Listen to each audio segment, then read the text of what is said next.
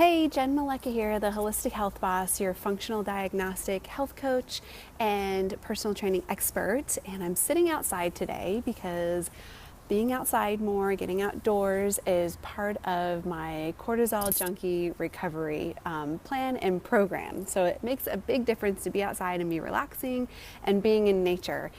So let's talk a little bit about what exactly is a cortisol junkie. Let me tell you what I was going through and just think if this resonates with you. So as a cortisol junkie, I was constantly on the go all the time.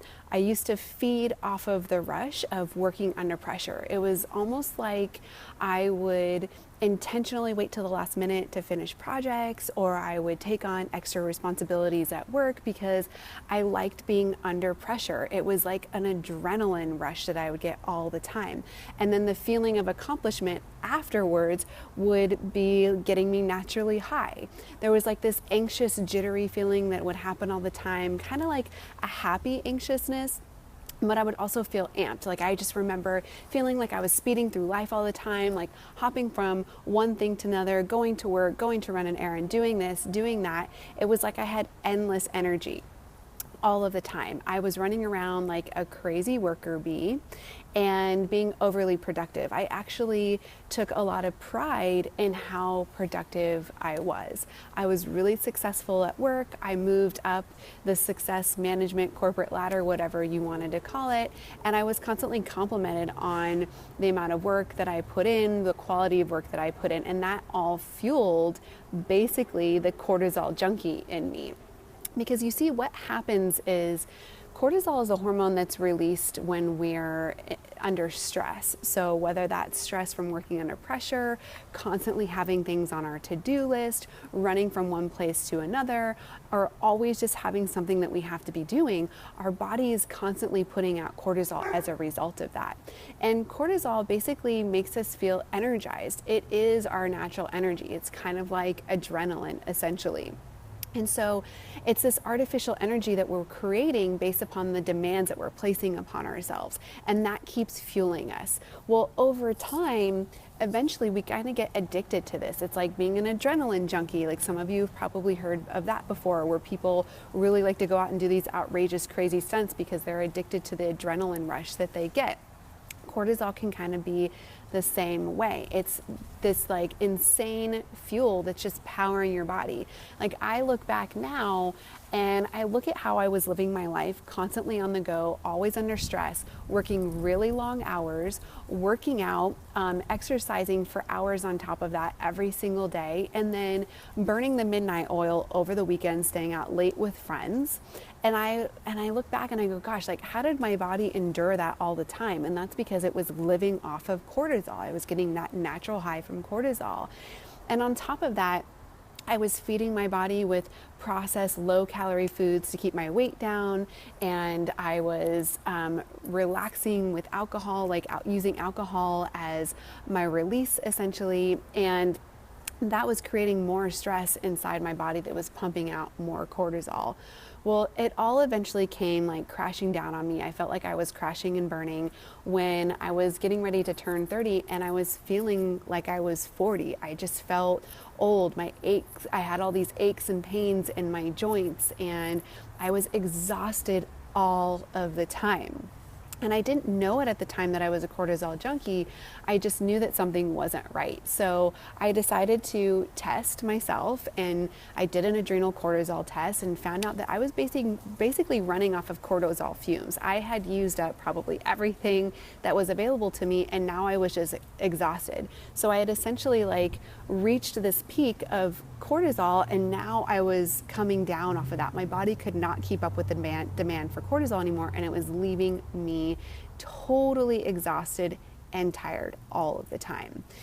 So I basically hit rock bottom, and when I hit that rock bottom, I decided that something had to change. I couldn't go on living my life that way anymore, being constantly under stress, under pressure, this sense of urgency, like this fluttering in my stomach and in my heart. Like my health was, and my body was screaming at me, you guys. I was literally having like dizzy spells, and I was having like almost like a heart palpitation that was happening. Like my heart just felt like it was pounding out of my chest all the time.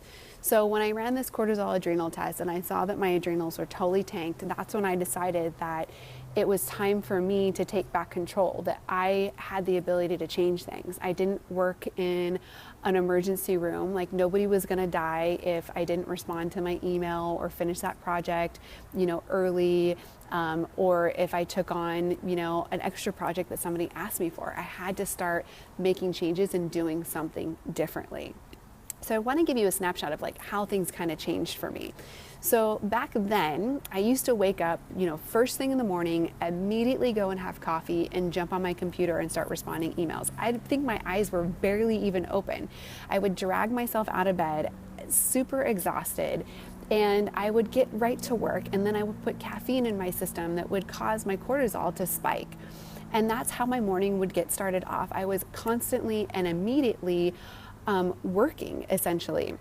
I would continue to respond to emails like all throughout the morning as I was like getting ready. Everything was rushed. Versus now, I wake up with energy. I'm no longer dragging myself out of bed, and I kind of like leisurely get up in the morning. I actually wake up about 10 to 15 minutes before my alarm goes off at 5:40, naturally when the sun comes up.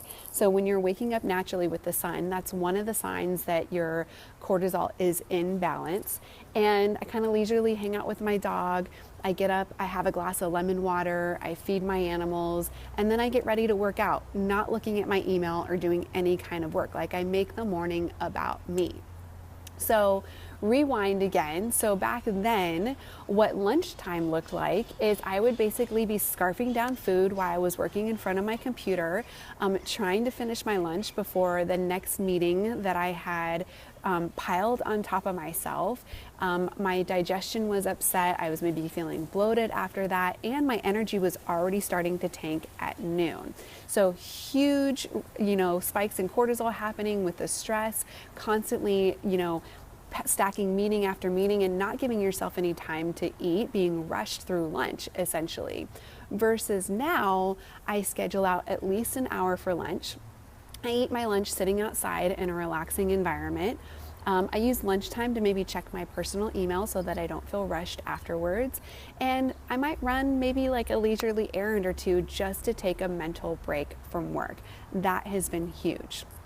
Another big change for me has been back then at 4 p.m., I would get the worst 4 p.m. crash and slump, and I would be reaching for caffeine, doing anything and everything to stay alert and focused and productive with my work. And so whether that meant having a snack or some more coffee, I was reaching and grabbing for everything. And it was literally, you guys, the struggle was real. It was hard to keep my eyes open and keep working.